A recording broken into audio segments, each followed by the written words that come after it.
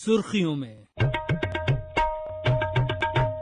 नमस्कार, प्रादेशिक समाचार एकांश की प्रस्तुति सुर्खियों में आप सभी का स्वागत है। तो लगभग 70 साल बाद देश में चीतों की वापसी हो रही है। गर्व की बात प्रदेश के लिए, क्योंकि ये चीते लाए जा रहे हैं श्योपुर जिले में स्थित कूनो राष्ट्रीय उद्यान में। नामबिया से इन चीतों को सभी प्रोटोकॉल्स का ध्यान रखते हुए कूनो में शिफ्ट किया जा रहा है।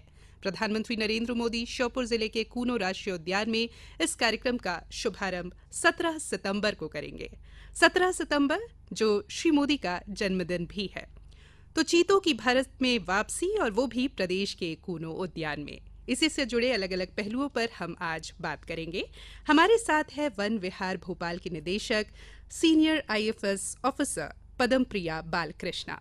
बहुत बहुत स्वागत पदम प्रिया जी आपका। धन्यवाद। चूंकि भारत में 1952 में चीतों को विलुप्त घोषित कर दिया गया था, लेकिन अब चीते लौट रहे हैं और हमारे लिए बड़ी ही ये गर्व की बात है कि ये मध्य प्रदेश में लौट रहे हैं, कूनो उद्यान में लौट रहे हैं। तो पदम प्रिया जी, आप किस तरह से इस उपलब्धि को देखती हैं?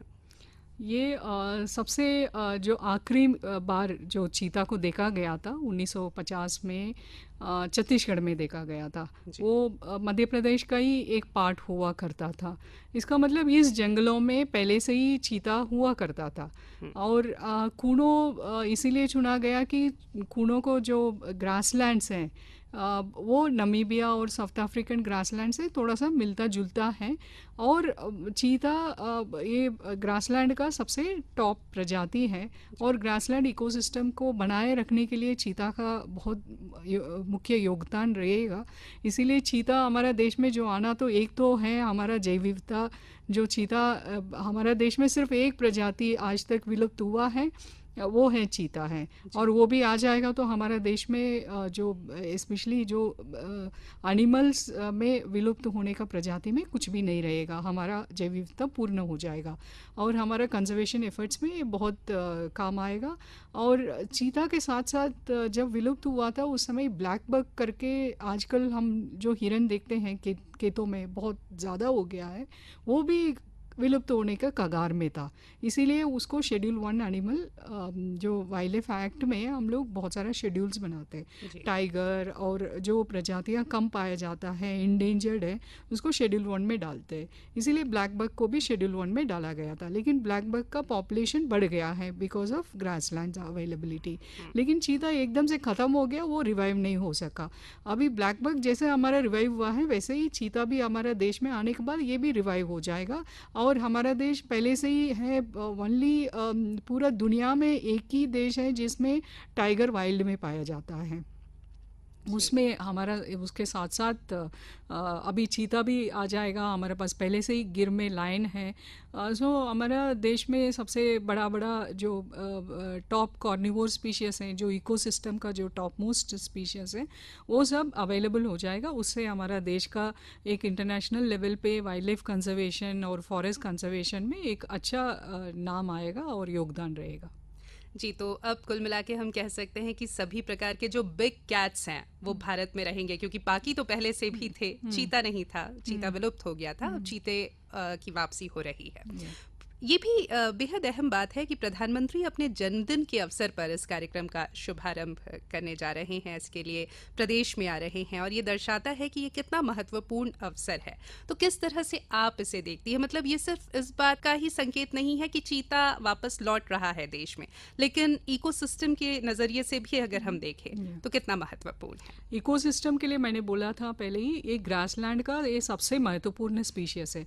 अगर किसी भी इकोसिस्टम का जो सबसे टॉप मोस्ट स्पीशीज़, हम लोग फॉरेस्ट को कंजर्वेशन के लिए हम देखते हैं हमारा टाइगर पॉपुलेशन सही रहे। टाइगर अगर अच्छा किसी क्षेत्र में है, इसका मतलब उस क्षेत्र में आपका शाकाहारी प्रजाति जो टाइगर खाता है वो भी पर्याप्त मात्रा में, और शाकाहारी प्रजाति खाने के लिए जो घास और पेड़ पौधे हैं वो भी पर्याप्त मात्रा है। सो फॉरेस्ट इकोसिस्टम का हेल्थ उसका सबसे टॉप मोस्ट स्पीशीज़ से गणना किया जाता है।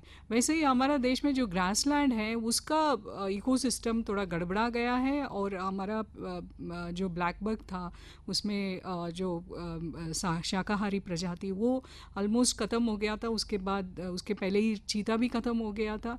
अभी ब्लैक बक का पॉपुलेशन भी रिवाइव हो गया है और चीता भी आ रहा है। सो ये एक ग्रासलैंड इकोसिस्टम के लिए एक बहुत अच्छा रहेगा। और आप जैसे कहा था कि मोदी जी प्रधानमंत्री साहब का जन्मदिन के दिन ये आ रहा है। मोदी जी तो ये वर्ल्ड लेवल पे रिनाउंड लीडर हैं, और उनके यहाँ आगमन पर ये वर्ल्ड लेवल प्रोग्राम हो गया है। ये सिर्फ मध्य प्रदेश का या इंडिया का प्रोग्राम नहीं रहते हुए ये इंटरनेशनल इवेंट हो गया है। चीता वहाँ से यहाँ आना, ये पूरा मीडिया अटेंशन रहेगा, और इससे कूनो पालपुर जो शिवपुर में जो लोग हैं वहाँ का टूरिज़्म बढ़ाया जाएगा, और वहाँ के लोकल लोग जो गरीब लोग हैं उन लोगों को रोज़गार मिलने का अवसर बढ़ जाएगा, वहाँ का इकोनॉमी स्ट्रेंथन होगा। ये मोदी जी आने से ये सब हम लोगों को फ़ायदा होगा। बिल्कुल। तो अब ये सिर्फ श्योपुर की या कुनो राष्ट्रीय उद्यान की बात नहीं है, ये सिर्फ मध्य प्रदेश की बात नहीं है, ये सिर्फ भारत की बात भी नहीं है, ये पूरी दुनिया की बात है। और वाकई में पूरी दुनिया की नज़र इस वक्त हम पर है, क्योंकि 17 सितंबर को इस कार्य की शुरुआत हो रही है। प्रधानमंत्री स्वयं इस कार्य का शुभारंभ करेंगे और चीतों की वापसी हो रही है। चीते वापस लौट रहे हैं भारत की धरती पर, मध्य प्रदेश में कूनो में। आपने जिक्र किया कि टूरिज्म या पर्यटन को काफ़ी बढ़ावा इससे मिलेगा।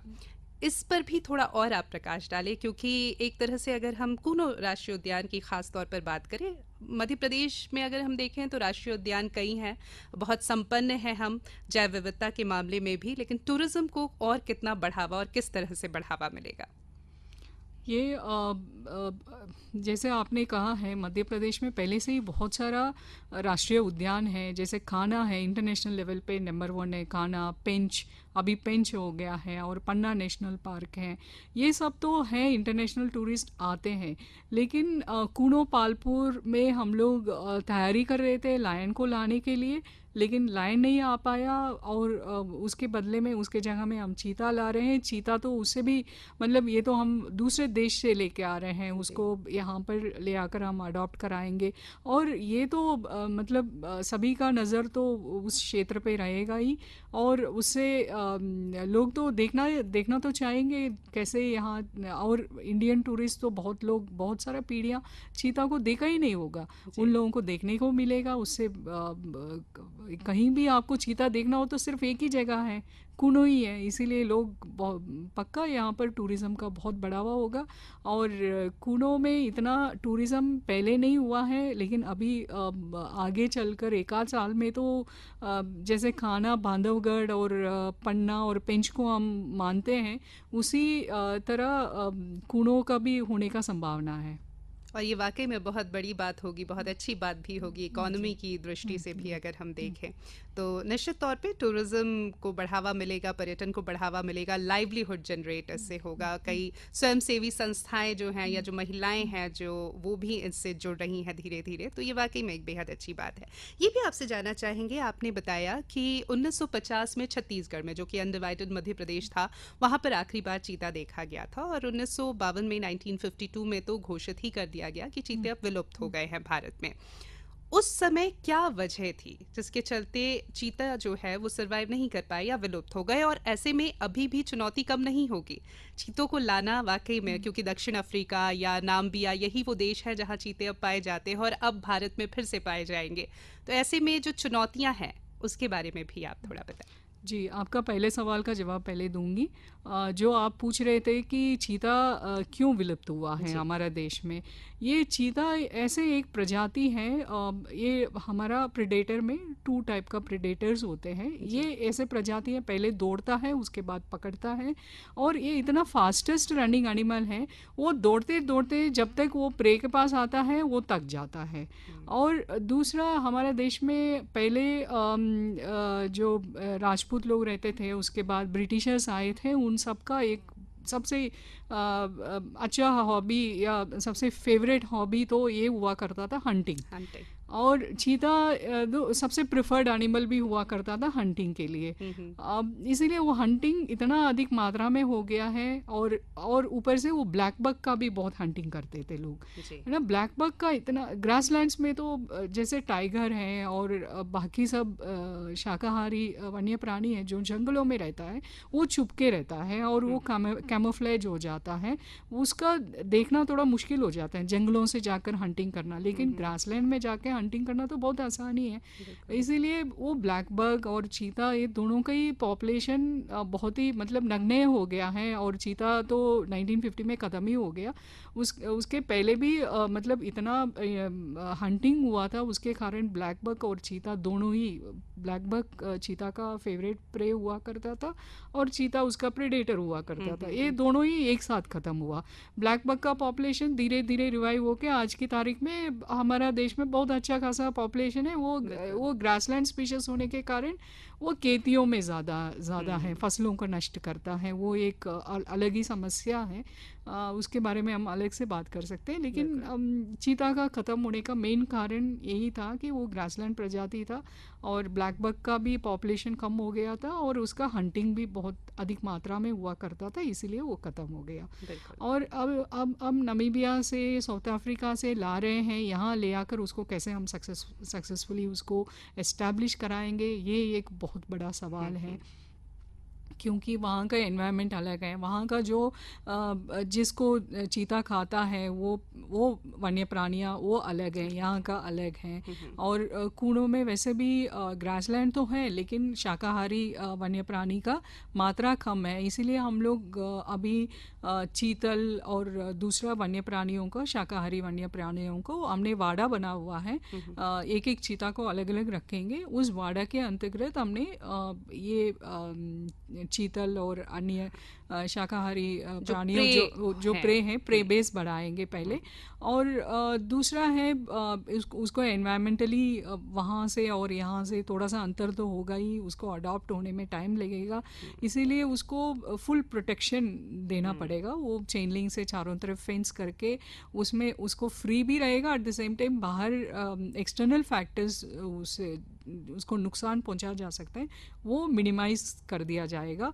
उसके साथ साथ जब तक हम लोगों को नहीं जोड़ेंगे इस अभियान में, हम सफलता तो नहीं आएगी। इसीलिए हमने चीता मित्र दल करके एक लोगों के जागरूकता बढ़ाने के लिए और लोगों को इस प्रोसेस में इन्वॉल्व करने के लिए। अब जब तक लोगों को ये हमारा जंगलों में चीता आया है और हमारा चीता है करके वो भावना नहीं आएगा, तब तक इसका उन लोगों को सहयोग मिलना मुश्किल है। इसीलिए इसमें चीता मित्र दल करके एक अभियान चलाया हुआ है और उसमें लोगों का पार्टिसिपेशन में रहेगा। और प्रधानमंत्री मोदी जी जब 17 तारीख को आएंगे, उनका चीता मित्र दल से भी उनसे मुलाकात होगी मेरे ख्याल से।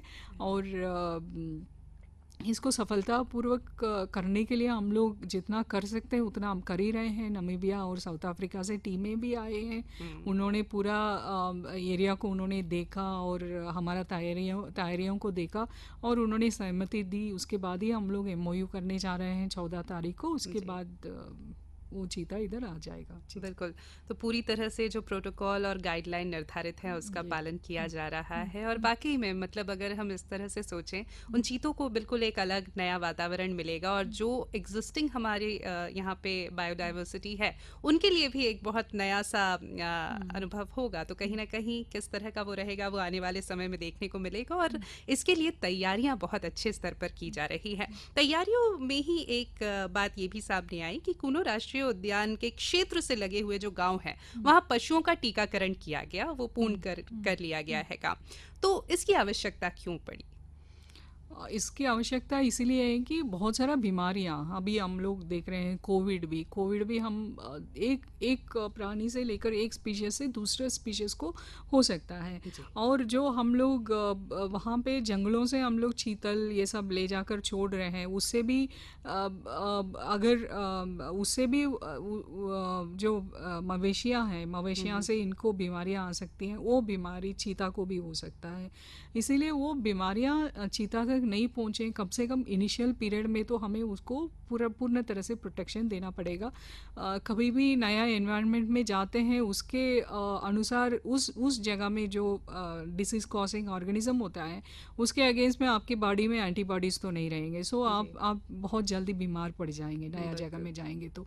इसीलिए उसको वो नया आ रहा है, इसीलिए उसको एक्सपोजर थोड़ा कम रहे, हम उसको अच्छे से इंक्यूबेशन टाइप का हम रखें उस एनवायरनमेंट को, ताकि वो इनिशियल स्टेज में जो ऑब्स्टेकल्स हैं उसको हम पार कर लेंगे, उसके बाद वो यहाँ के लिए अडॉप्ट हो जाएगा तो कोई दिक्कत नहीं रहेगी। कितने माइक्रो लेवल पर तैयारी की गई है, इसी से पता चलता है कि पशुओं के टीकाकरण का ध्यान रखा गया है। ये पूरी तरह से ध्यान रखा जा रहा है कि छोटी से छोटी चीज़ भी किसी तरह की गड़बड़ी पैदा ना करे।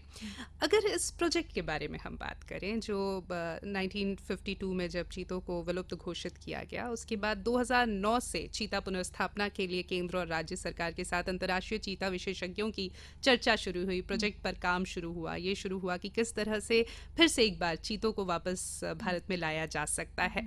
तो इस प्रोजेक्ट के बारे में भी क्या आप थोड़ा कुछ हमें बता सकती हैं कि किस तरह से ये प्रोजेक्ट आगे बढ़ा या कितना महत्वपूर्ण ये प्रोजेक्ट रहा? या ये 2000 से ही हमारा चीता मतलब कूनो पालपुर को गिर के बराबर देखा गया, और गिर लायन के लिए, एशियाटिक लायन के लिए एक और रहवास की ज़रूरत अभी भी है, क्योंकि कभी भी अगर एक पॉपुलेशन एक ही जगह में रहता है उसमें एक तो इनब्रीडिंग होता है, और दूसरा अगर कोई बीमारी आता है सभी पॉपुलेशन वाइप आउट होने का संभावना रहता है। इसीलिए ऐसे विचार था कि गिर लायन का, एशियाटिक लायन का दूसरा रहवास कूनो पालपुर को चुना गया था उस समय। लेकिन उसके बाद कूनो पालपुर में लायन नहीं आ पाया। उसके बाद सुप्रीम कोर्ट का 2013 में सहमति, पहले तो सुप्रीम कोर्ट में हम लोग लायन नहीं आ रहे हैं करके चीता लाने के लिए हम तैयारी कर रहे थे, वो इंटरनेशनल फोरम में भी वो रिजेक्ट हो गया, सुप्रीम कोर्ट भी रिजेक्ट कर लिया। उसके बाद 2013 में जब सुप्रीम कोर्ट ने हाँ कह दिया, हरी झंडी दिखा दिया, उसके बाद से हमने शुरू कर दिया चीता को लाने का प्रोग्राम। वो पिछले 9 सालों का जो मेहनत रहा है हमारा, 2013 में जो अधिकारी लोग सुप्रीम कोर्ट में इस केस को अच्छे से जज के सामने पुटअप किया और उसमें हमें हरी झंडी मिला है, उसके बाद से लेकर जो तैयारियां हैं, बहुत सारा अधिकारी लोग उसमें, अधिकारी कर्मचारी सभी लोग इसमें बहुत मेहनत किए हैं। उसका सफलता मेरे ख्याल से 17 तारीख को पॉजिटिवली हमको मिल सकता है। वाकई में बहुत लोगों की मेहनत, बहुत लोगों की सोच, उनकी इच्छा शक्ति, ये सब है जिसका नतीजा, जिसका परिणाम हम 17 सितंबर को देखने वाले हैं। और बहुत खास बात कि प्रधानमंत्री नरेंद्र मोदी खुद अपने जन्मदिन के अवसर पर इस कार्यक्रम की शुरुआत करेंगे। जैव विविधता के मामले में हमने पहले भी बात की कि मध्य प्रदेश बहुत धनी है, चाहे वो फॉरेस्ट डेंसिटी की बात हो या बाघों की संख्या की बात हो। राष्ट्रीय पार्क हमारे यहाँ कई हैं और वाकई में एक टूरिस्ट अट्रैक्शन है, वो लोग ज़रूर आते हैं अगर मध्य प्रदेश, तो उनका रहता है कि हम किसी ना किसी राष्ट्रीय उद्यान में जाएं और बाघ देख पाएं तो बहुत अच्छा। और अब तो चीता भी आ रहा है, तो जैव विविधता की नज़रिए से अगर हम कहना चाहें और कितने समृद्ध हो रहे हैं हम? वो तो मध्य प्रदेश, जैसे आपने कहा था, मध्य प्रदेश बहुत रिच है। सेंट्रल इंडिया में नर्मदा नदी है, तापी नदी है और चंबल है, ये सब नदियाँ सब हमारा जंगलों से ही उत्पन्न होता है। और जैव विविधता इतना अधिक है कि हमारा मध्य प्रदेश में सब टाइप का फॉरेस्ट है, एक्सेप्ट अल्पाइन फॉरेस्ट को छोड़कर। सब टाइप का फॉरेस्ट है हमारे पास, रवाइन से लेकर क्या बोलते हैं मॉइस्ट फॉरेस्ट तक हैं पंचमढ़ी में। और बहुत सारा प्रजातियां यहाँ से जो सेंटर ऑफ ऑरिजिन बोलते हैं ना, वो यहाँ पर हैं। जो जिम्नोस्पर्म का एक प्रजाति है वो सब विलुप्त हो चुका है, लेकिन हमारा पंचमढ़ी में अभी भी है। बहुत सारा मेडिसिनल प्लांट्स पाया जाता है। आज की तारीख में भी करीब 50% मेडिसिनल प्लांट्स का जो क्वांटिटी जो पूरा देश भर में, दुनिया भर में खपत हो रहा है, यहाँ से एक्सपोर्ट हो रहा है, वो मध्य प्रदेश से ही प्रोड्यूस हो रहा है। सो जैव विविधता के मामले में हमारा देश में मध्य प्रदेश सबसे आगे हम कह सकते हैं, बिकॉज ऑफ वैरायटी, और उसका क्वांटिटी भी बहुत अधिक मात्रा में है। और एक और जो टॉप मोस्ट प्रजाति ग्रासलैंड का आने से हमारा वो ग्रासलैंड इकोसिस्टम और अच्छे से हो जाएगा, और उसका मैनेजमेंट बहुत अच्छे से हो जाएगा। और जैसे आपने बोला कि टूरिस्ट को फर्स्ट प्रायोरिटी तो रहता है, मध्य प्रदेश में आए तो कहीं ना कहीं नेशनल पार्क जाएं, घूमें और बाघ को देखें, और भी चीता भी आ गया तो चीता को भी देखेंगे। सो इससे हमारा स्टेट का भी आमदनी बढ़ेगा, जीडीपी बढ़ेगा, और लोगों को लाइवलीहुड में बहुत बढ़ावा आएगा, यही उम्मीद है। बिल्कुल यही उम्मीद है, और इसी उम्मीद को सामने एक लक्ष्य की तरह रखकर हम लगातार आगे बढ़ रहे हैं, और इस उपलब्धि को भी अब पाने के बहुत करीब है। हम सब जानते हैं वन नहीं तो हम नहीं, और वन और वन्य प्राणी जो है वो बने रहे, इसके लिए 2 अक्टूबर से 8 अक्टूबर को नेशनल वाइल्ड लाइफ वीक भी मनाया जाता है। तो इसको लेकर भी थोड़ी कुछ आपसे चर्चा हम करना चाहेंगे, ये क्यों महत्वपूर्ण है, और इस साल भी वाइल्ड लाइफ वीक को मनाने के लिए क्या कुछ तैयारियां हैं? जी, हमने वाइल्ड लाइफ वीक पूरा देश भर में मनाया जाता है। 1 अक्टूबर से लेकर 7 अक्टूबर तक 1 वीक का 7 डे का प्रोग्राम होता है। उस प्रोग्राम में हमारा मेन प्रायोरिटी तो ये रहता है कि लोगों को जागरूकता बढ़ाया जाए, वन्य प्राणी का इम्पोर्टेंस के बारे में, जंगलों के बारे में लोगों को कितना अवेयरनेस हम दे सकें उतना अवेयरनेस हम देते हैं। इसमें स्कूल के बच्चों से लेकर बड़ों तक साइकिल रैली, मैराथन, ये सब ऑर्गेनाइज होता है। इस साल भी जैसे हमारा मध्य प्रदेश के लिए कैपिटल भोपाल है, भोपाल में एक नेशनल पार्क कम जू है, वन विहार। इसमें हमने यही सेंटर होता है एवरी ईयर, हर साल यहाँ पर राज्य स्तरीय वन्य प्राणी सप्ताह मनाया जाता है। इसमें स्कूल के पूरा भोपाल का स्कूल के बच्चे, और उसके अलावा पूरा स्टेट लेवल के बच्चे भी बहुत सारे कंपटीशन में पार्टिसिपेट करते हैं। उसमें जो टॉप बच्चे आते हैं हर डिस्ट्रिक्ट से, वो आते हैं इधर, और उनके आपस में कंपटीशन लगाकर उसमें जो टॉप आते हैं उनको प्राइज़ दिया जाता है। उससे लोगों को, बच्चों को कंजर्वेशन, वन्य प्राणी के बारे में पढ़ने को मिलता है, सीखने को मिलता है, एक अवेयरनेस होता है। वो लोग बड़े होकर एक वन्य प्राणी और एवं वन के प्रति उनको लगाव बना रहता है। यही मेन उद्देश्य रहता है। और इस साल इसीलिए भी ज़्यादा इम्पॉर्टेंट है कि इस साल हमारा स्टेट में चीता आ रहा है, और चीता को हम वेलकम करना और उसके बारे में लोगों के आपस में जागरूकता बढ़ाने के लिए ये एक माध्यम माना जा रहा है। और इसमें हम चीता को वेलकम करने के हिसाब से हमने चीता के बारे में एक छोटा सा एग्जीबिशन रखेंगे वन विहार में। और उसके अलावा 2 तारीख को एक चीता के लिए दौड़, हम आप लोगों से एक्सपेक्ट करेंगे कि अधिक से अधिक लोग आके पार्टिसिपेट करेंगे वन विहार में। वन विहार से बाहर से हम लोग उसमें 2-3 किलोमीटर का दौड़ रहेगा। उसमें भोपाल वासियों से उम्मीद है कि अधिक से अधिक लोग उसमें पार्टिसिपेट करें। कई कार्यक्रम हो रहे हैं, और इस बार जो थीम है नेशनल वाइल्ड लाइफ वीक की वो है रिकवरिंग की स्पीशीज फॉर इकोसिस्टम रिस्टोरेशन। और इकोसिस्टम रिस्टोरेशन का इससे बड़ा उदाहरण आपको कहाँ मिलेगा जहाँ मध्य प्रदेश में चीतों की वापसी हो रही है मध्य प्रदेश में वापसी, लेकिन हो रही है पूरे देश के लिए। ऐसे में चीते के लिए दौड़ जो 2 अक्टूबर को वन विहार भोपाल में होने वाला है, उसमें एक बार फिर हम हमारे माध्यम से हमारे सभी श्रोताओं से अनुरोध करेंगे कि ज़रूर आप इसमें शामिल हों, और इस बात का ज़रूर ध्यान रखें कि अगर ये इकोसिस्टम नहीं रहेगा तो हम नहीं रहेंगे। हम इसके बहुत महत्वपूर्ण कड़ी हैं, लेकिन वो सारे फ्लोरा, फौना, जीव जंतु, वो भी बहुत महत्वपूर्ण कड़ी है, और कोई भी कड़ी टूटने ना पाए, ये बहुत ज़रूरी है। चलते चलते कोई ख़ास बात, कोई ख़ास संदेश हमारे श्रोताओं के लिए? मैं मध्य प्रदेश वासियों को ये बधाई देना चाहती हूँ।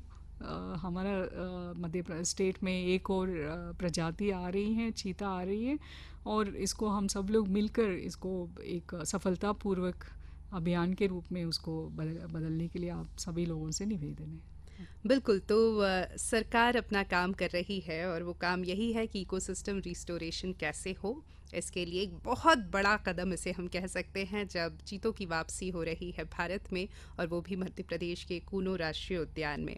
और ऐसे में ये साफ है कि वन्य प्राणियों को लेकर प्रदेश में कई सकारात्मक कदम उठाए जा रहे हैं, सिर्फ प्रदेश में नहीं पूरे देश में। हमारा कर्तव्य ये है कि हम किस तरह से इस मुहिम से जुड़ें। हम जुड़ सकते हैं इस बात के इस महत्व को समझकर कि वन और वन्य प्राणी क्यों ज़रूरी है, उनकी रक्षा में अपना योगदान देकर। बहुत अच्छी बातचीत आपसे पद्म प्रिया बालकृष्णा जी हुई, और थैंक यू। वाकई में हम सब बहुत बहुत शुभकामनाओं के पात्र हैं, बधाई के पात्र हैं, और आप और आपका पूरा डिपार्टमेंट भी बहुत बहुत शुभकामनाएं और बधाई धन्यवाद। आपको भी, क्योंकि एक बहुत बड़ा कदम, एक माइलस्टोन डेफिनेटली हम यहाँ पर अचीव करने जा रहे हैं। और हम सब की निगाहें 17 सितंबर को जब प्रधानमंत्री नरेंद्र मोदी आएंगे और इस कार्य का शुभारंभ वो करेंगे कूनो उद्यान से, तो हम सब की नज़र उस पर है। और एक बार फिर बहुत बहुत शुक्रिया आपका। धन्यवाद।